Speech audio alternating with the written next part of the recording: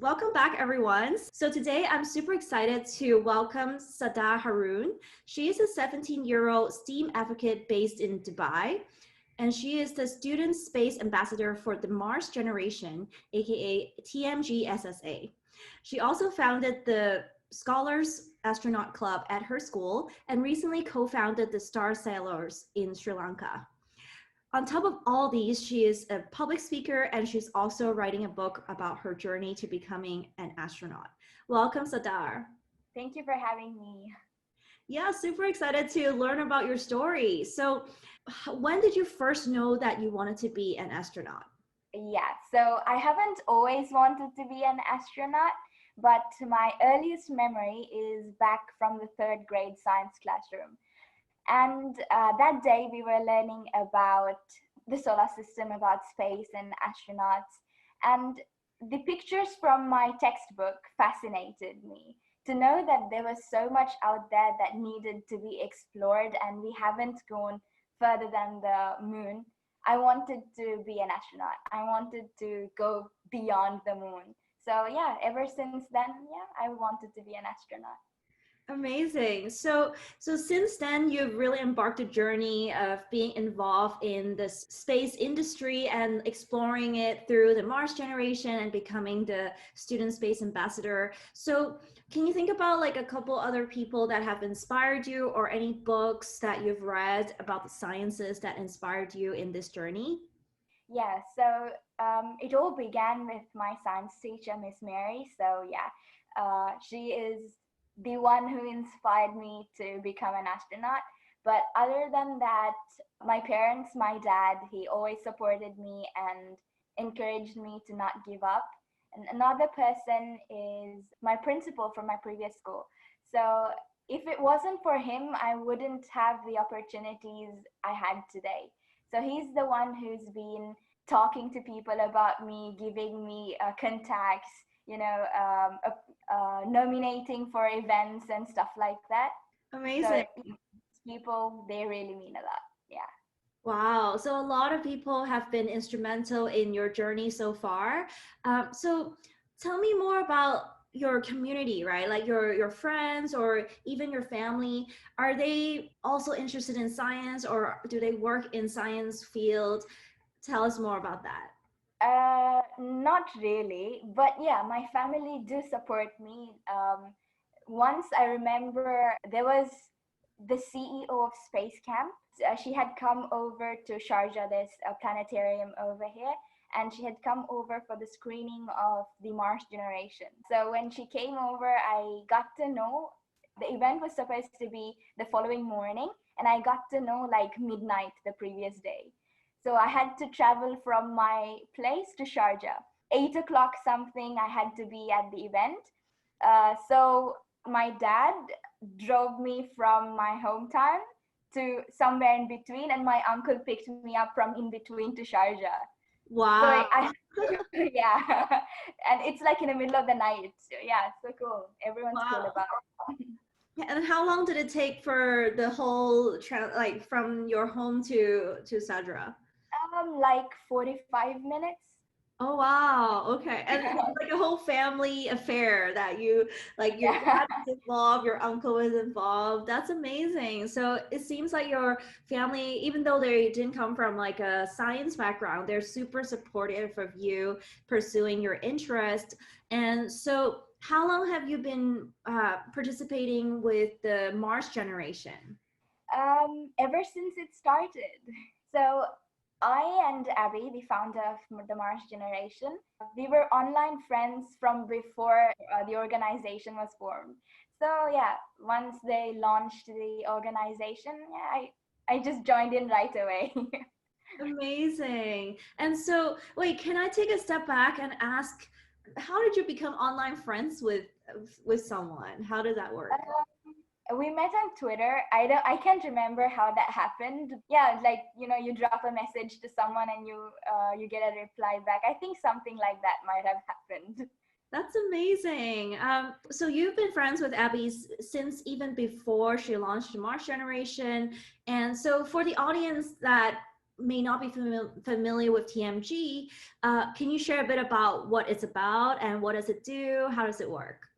Yeah, so the Mars Generation is a nonprofit organization that was founded back in 2015 by Abigail Harrison, or as everyone knows her, Astronaut Abby. This organization is mainly focused on spreading STEM awareness and public outreach regarding space. So this goal is achieved by three main programs, which is the first one is the Student Space Ambassador Program, Future of Space Outreach Program, and Space Camp Scholarship Program. If you want a little bit about all these programs, starting with the Student Space Ambassador Program. So yeah, people between the age of 13 to 25 come together to spread the message of space. And for the Space Camp Scholarship Program, the Mars Generation provides fully funded scholarships every year to space camp. Amazing. So how many student ambassadors are there for the Mars Generation? The Student Space Ambassador Program is open to everyone. So I'm not sure of the exact count, but ever since the organization was launched, we've had a lot of Student Space Ambassadors, yeah. Wow. And so tell us more about, like, so you've been involved with it since day one. How has your participation with the Mars Generation evolved over the years? Did you start doing something first, and then what are you involved with today? As a Student Space Ambassador for the Mars Generation, yeah, it was during a morning assembly at my school. Now, I was this very nervous 13-year-old. I had like a paper that was crushed, like folded into too many portions. And when I opened it, it didn't stand. Like, for example, I have a blank sheet of paper. It kept on falling behind like that. So I could do this and I'm like, it doesn't stay, it falls back. So I went on stage like that and I was holding this paper that kept on falling. And I spoke about why we need to go to space. It wasn't one of the most embarrassing moments of my life because that was like the first time I took up the courage to go on stage and speak about something. Usually you'll find me in one of the cubicles in a washroom before an event starts. I'll just go and I'll just hide somewhere. It's been like that before the Mars Generation. But now I speak to a lot of schools around the UAE and around Sri Lanka and elsewhere. I speak to schools, I speak at events, I meet new people.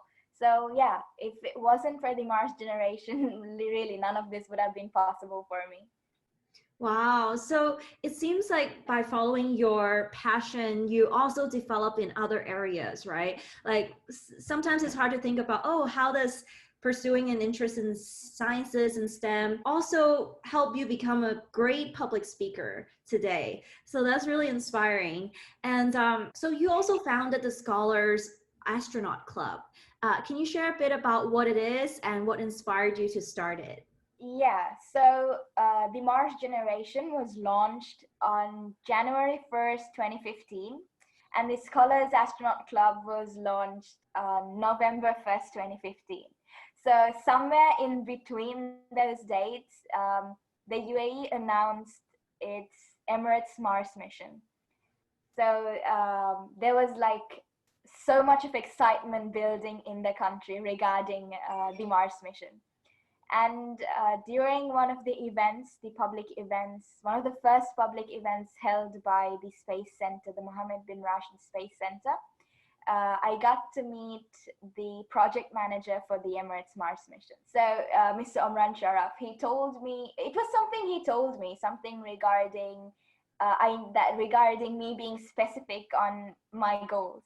And when he said that, I realized that there are kids like me out there who are passionate about what they do, but they lack the opportunities. So yeah. I wanted to give that to my school community for kids who are passionate about what they do, not just in space, but also in the other fields as well.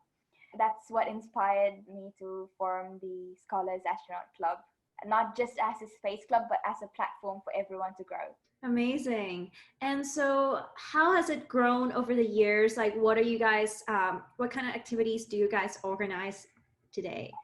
Yeah, so the first activity was 2 days after it was launched. We took part in the Train Like a Martian event by the Mars Generation. So Train Like a Martian is an event that is focused on physical fitness. So we do a lot of exercises, follow a good diet for a whole day, and do challenges so that it is something like that. So that was our first event, and then we went on to having workshops on rocketry. We've had people from outside come and speak to us, astronomers and stuff like that. And other than the space stuff that we do, we also arrange, like, I remember we had a girl who was interested in journalism. So once we went on a field trip to the planetarium in Sharjah, we arranged for her to do an interview with one of the astronomers there. So we do a lot of stuff like that, give people the chance they need to grow, and yeah, that's what we do. Oh my gosh, that sounds so much fun to do, like a Martian training and Martian diet. And that actually leads me to the next question that I noticed on your social media, that you are a licensed PADI diver, right? And somehow I read that you did that partly because you wanted to train to walk on Mars one day. Tell us more about that. Like, how did you think about that? And like, when did you become a PADI licensed diver? So actually, it wasn't partly because I wanted to train for it was fully because of that. Every time I take my resources to learn for my certification, I always imagined myself in the pool at NBL, the Neutral Buoyancy Lab of NASA. I've never imagined myself in the ocean before that, until the time it hit me when I just dove right in at that spot. But before Wow. that, it was always for the training part of it. It happened past few months, like a few months ago. I got certified as an advanced open water diver. So yeah, I started off diving as a part of my training, but then now I dive because it's beautiful. Yeah. Everything is it's unexplainable. Like, even if you ask any other diver, they have no words to explain how it feels like. It's really beautiful. I totally know what you mean. Like, I love the ocean, and I miss diving a lot, actually. Like, I think there's like some sort of magical feeling of being in the water and floating together with the fish, and like just somehow I assume it could be similar to being in space, that you're floating around and kind of in a fluid way. Yes, actually, at NASA, simulations for microgravity are done underwater. Wow, really? Uh-huh. Amazing. Well, so you're super prepared for it then. And Yeah. so, yeah, like I love one of your tweet about, like, so I'm gonna read out your tweet, and you said, "We've done enough of being the first explorer. It's time we start being the second. We need to be the ambassadors to the deepest sea and to the furthest star and everything in between." I love that. It's so poetic. And yeah, tell me more about how you think about like the ocean and the space and exploring both territories. Yeah, so no, yeah, I can't remember why I said that, but I think it was something about exploration. When it comes to exploration, I believe there are two types of explorers. One who, I'm not sure if this is the right word to say, but someone who, takes advantage from the environment, destroy everything in the path just so you can reach your destination to keep exploring. And the second type who, goes on with the environment, flow with everything around you, and then keep on exploring. So it's like having a diver this doesn't happen, but for an example, having a diver who litter the ocean. That's the first type of explorer. A second type can be the diver who picks up the litter and discard it properly, something like that. I believe that we are ambassadors to what, even if it's in the ocean. I remember in one of my dives, mostly all the time, there are fishes who come and, like, check your cylinder out and come nibble on your wetsuit, like tiny fishes, always trying to figure out what's going on. So it's like, it made me think of us as ambassadors to all these places. I mean, yeah, we definitely don't belong there, but we do it in the name of exploration. So whether it's to the sea or to another planet, we should keep in mind to be on our best behavior, because yeah, we are ambassadors after all. Yeah, totally. And kind of also a great reminder that we are part of the ecosystem, right? Like, I think the first type of explorer that you mentioned is like, oh, let's conquer this space and like get rid of the existing things and put on our flag and we dominate this place. But I think more and more we're realizing we're also like, the whole COVID situation is also a great reminder of us human beings are part of the whole food chain and the whole ecosystem, and we need to help the entire environment to it's good for everyone to preserve what we have already. Well, I want to go into another project that you've been working on, and before we hit the record button, you told me about the book that you're working on. So can you tell us a bit about that? What is it called? Tentatively, yeah. Yes. So it's something I've been working on since sixth grade. So my mom, she has each and every draft that I made ever since the beginning. The first book that I wrote, and then the next day I feel like, oh my God, this is childish, and I just tear out the pages and then write again. So she has each one of these.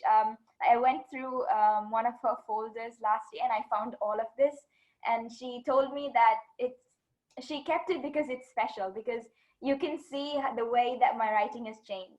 So during the lockdown in Dubai, I started over again. So I think this is like the seventh or the eighth time I started over again. And yeah, this time I like it better. Yeah. So this time I changed the name again to The First Me, because it's something that I talk about in schools. I tell, I believe, and I tell the kids that it's important to be who you are, right? So there is already a Neil Armstrong, there's already a Bill Gates. So when you want to be the next Neil Armstrong or the next Bill Gates, you should think about what happens, what will happen if you become the first you. So for example, for me, it's going to be the first Sahda Haroon. So that's why I named my book The First Me, focusing on how I can be the best version of myself. Amazing, amazing. I love the concept of it, and I love how empowering this is. And it also is doing the world a favor to be our most authentic self, and also to not try to emulate someone, and definitely learn from other people, but also have our own unique voice. And I love that. So in your pursuing the interest of STEM and becoming an astronaut, who are some of the most awesome astronauts and space related scientists that you look up to? Oh, this is a very tricky question. I love each and every one of them. They're so unique in their own ways. Like no astronaut story is similar to another. Everyone has a different story to tell. Yeah, so some of the astronauts I have met Charlie Bolden, the former administrator of NASA. I've met Sergei Krikalev, one of the first crew members to the first long duration mission on the International Space Station. And then I've met Sandra Magnus, Koichi Wakata, the first Japanese commander of the International Space Station. Oh, and this is kind of embarrassing. The first astronaut I met was Chris Hadfield. I was still 13 at the time. Don't judge me, I'm saying it already. So yeah, everyone knows Chris Hadfield. They've at least watched one video of his. Yeah. So when I went to meet him to get an autograph on his book, when his book was released, An Astronaut's Guide to Life on Earth, I went up to him and I can't believe I did this. When he shook my hand, I went like, oh my God, I shook a hand that was in a space glove. And then what he did was surprising. He was wearing a watch. He took it off and he gave it to me, saying, "This was the watch that I was wearing when I was in orbit." Wow. And I just stood there looking at the watch. I didn't know what to do. Then he called me, let's take a picture. And there's a picture on my social media, on my Instagram, of me holding the watch and standing with Chris Hadfield. Oh my So gosh. what comes next is unexpected. So after the picture was taken, I held the watch. When I looked back at him, he was going on signing for the people behind me. So I did not know what to do with the watch. I stood there and I was looking at everyone. No one was looking at me. And Chris Hadfield was like the first celebrity I met. So it was very awkward. I was very clumsy and I was 13. So I did not know what to do with the watch. I just put it back on the table, and that's one of the biggest regrets of my life. He gave me the watch and I gave it back. Like, I still tell people that. Well, One of the biggest regrets. If I could go back in time, I'd definitely take it. yeah. Well, you have the photo, you have the picture on your social media. Yeah. So That's the only proof that I got his watch. well, that is definitely a very like special and very memorable experience that you have, like meeting someone so iconic at such a young age and have this firsthand experience with him. Yeah. There was another incident where I met Scott Parazynski. Now, Scott Parazynski is the first person to have flown to space and summited Mount Everest. So he's the person Wow. to do both of those things. And when I was introduced to Scott Parazynski through a mutual friend, he went, Scott, this is Sahda. Sahda, you probably know who this is. And I couldn't recognize Scott. I just stood there and I was like, no, I'm sorry. In front of him, and Scott was flushed. He went white, but he took it cool. He said, "Yeah, it's okay." And then he gave me some advice on my dreams and stuff. I came home and I went on Instagram. I put up a post saying, "I'm so sorry, I didn't recognize you." Stuff like that happen all the time. Yeah, well, sometimes we read about someone like, on articles or, on a Twitter feed, and sometimes it's just like hard, like it may not have their photo in front of us and we just recognize their names. Yeah. And that's amazing. You've met all these celebrities in the space field. And so you're 17 now, and do you have a sense or a goal in terms of when you would want to be going to space? Right now, I'm focused on my A levels, advanced levels, and then going to university. Going to space is like a long-term goal of mine. So in between applying to NASA and getting through my advanced levels, there's a lot of things I want to do, like traveling the world and other stuff that takes to be an astronaut and all of these things. But yeah, the sooner the better. So yes, Yeah. that's something I'm looking forward to. Yes. Awesome. So speaking of A levels, so for the audience that may not be familiar with it, it's the most advanced pre-college type of exams for a lot of the UK systems, the UK school system. So what are you thinking in terms of university? Like, what major do you want to go for? I'm open to whatever I like, whatever interests me for the next 2 years, but it's gonna be based on engineering. So I'm not exactly focusing on one part of engineering, but on it as a whole. So the part of the sciences that I'm doing right now that interests me, I'm gonna focus on that for university. Yes. So maybe it's gonna be mechanical or aerospace mostly, but yeah. Awesome.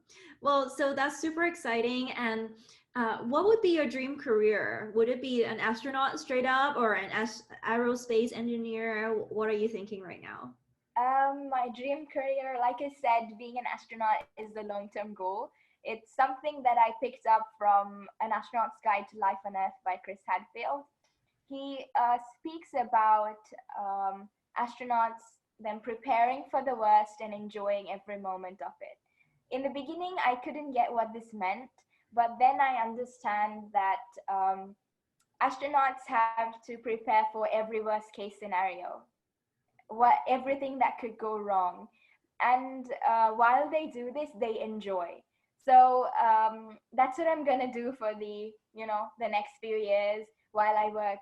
I'm looking forward to flying, so I'll be getting my pilot sometime soon. Amazing.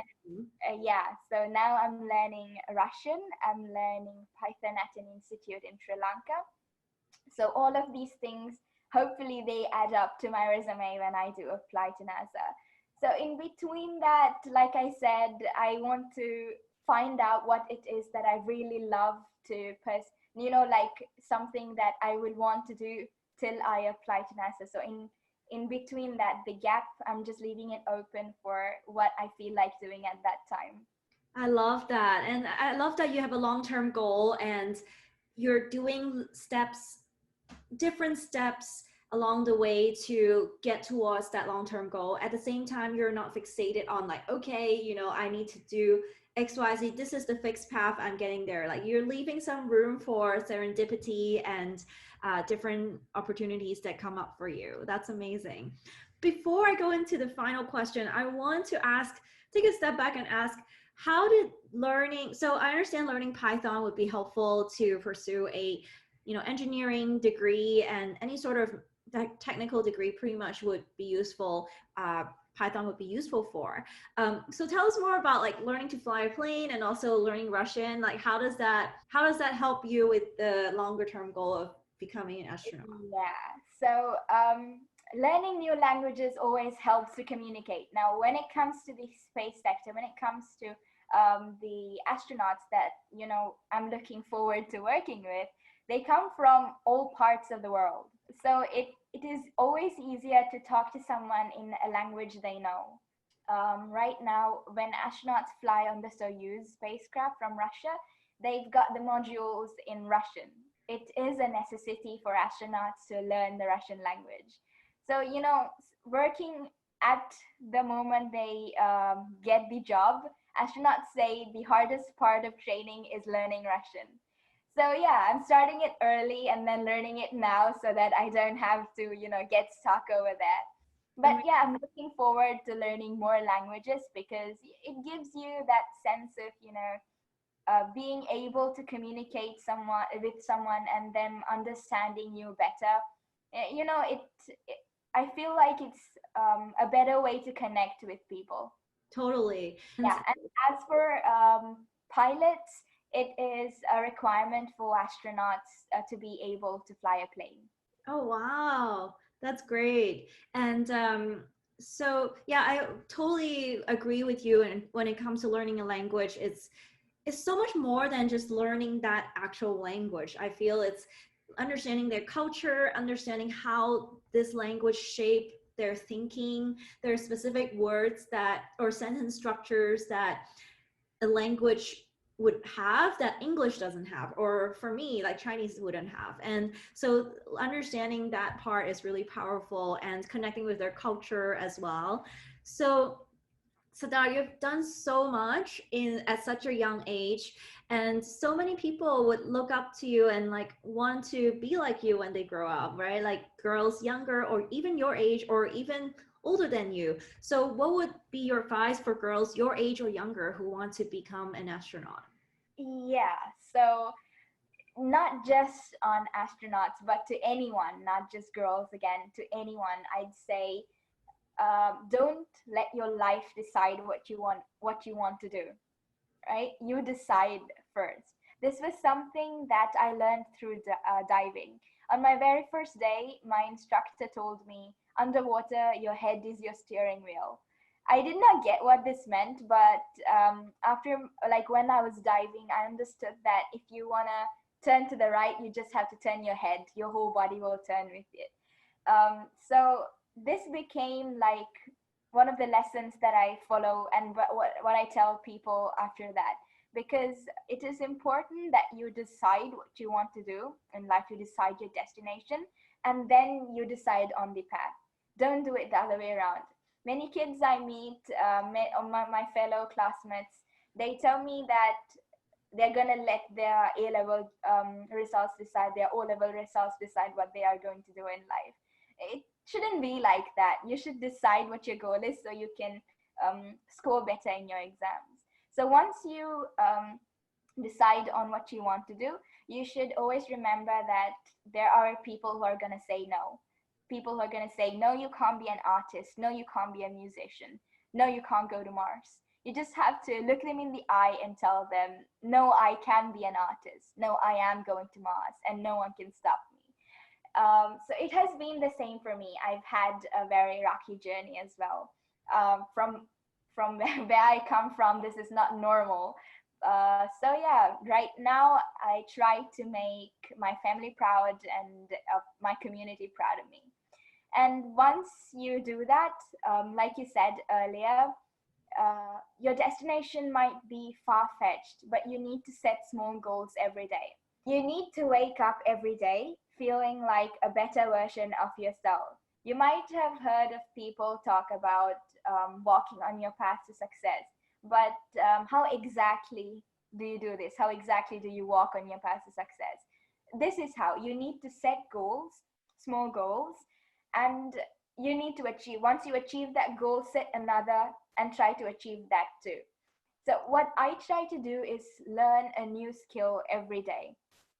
No matter how small it is, learn it. So this is something that my dad told me.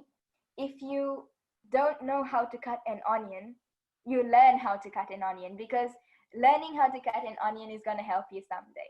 He actually said that to get me started on cooking, but it's okay. It's still a plus. Yeah. So most importantly, no matter what you're doing, you need to have fun. If you're not having fun, you're not learning. If you're not having fun, you're doing something wrong. So find out what it is and yeah, have fun, live your life, and then aim in being the first you. Awesome. I love that. So deciding on the destination and not letting life decide for you, right? Being proactive in setting your own goal and your own direction and figuring out how you get from where you are to that destination and that goal that you have. And secondly would be to make small steps each day to become better, to learn new skills and to grow towards the direction that you want to be. So that I learned so much from talking to you, and I feel super inspired now to pick up a new skill today. And so thank you so much for joining the conversation today. And how can we connect with you for the audience on, like, how do we find you on the internet? I'm on Instagram and Twitter. My dad manages my account. I wanted to take a break from social media, but you can reach me through my Instagram and Twitter, or else you can drop me an email. It's on my social media as well. Awesome. So we'll definitely include that in the show notes and the description. Thank you so much, Sahda, for joining us today. Thank you for having me. It was a pleasure. Thank you.